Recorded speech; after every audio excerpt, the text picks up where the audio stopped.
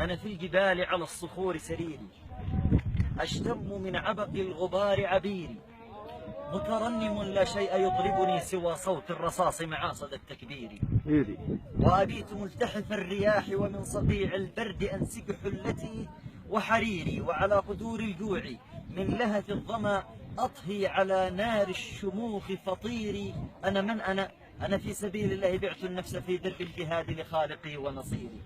أنا مسلم وعقيدتي هي عزتي، في اليسر أحميها وفي التعسير، لله محيانا بها ومماتنا وله الشهيق بها يجر زفيري. أنا من أنا ها هنا السني في سبل الوغى أشتم مسك الحور، أسقي حواث الرفض كأسا علقما فيه زعاف الموت والتدمير. بالذبح جئت لكل كلب رافض نجس خبيث أجرب مسعور، بالموت كل الموت جئت ولا أرى للرفض إلا الموت محض مصيري.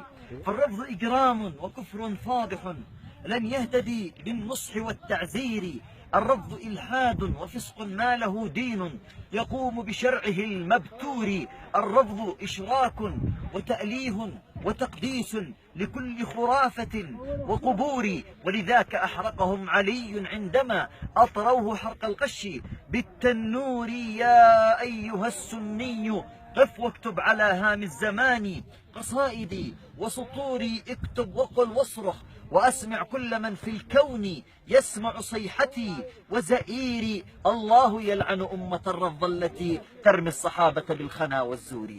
الله يلعنهم ويلعنهم ويلعنهم بكل صحيفة وزبوري، سحقا لهم تبا لهم فهم أخزى وأردى من أذى الخنزير. خانوا كتاب الله قالوا حرفت آياته، سحقا لكل كفور طعنوا بعرض محمد، نفس الفدا لمحمد ولعرضه المبرور. نفسي ونفس أبي ونفس عشيرتي تفديك يا فيض الهدى والنور، فدوا لعرضك كل نفس منذ أن خلقت إلى يوم الندى.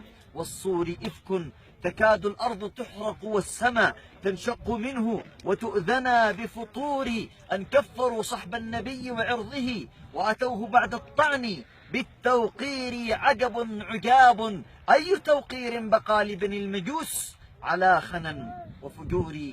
واليوم ها هم بعد دهر مظلم عبر القرون وعبر كل عصور يؤذون تعز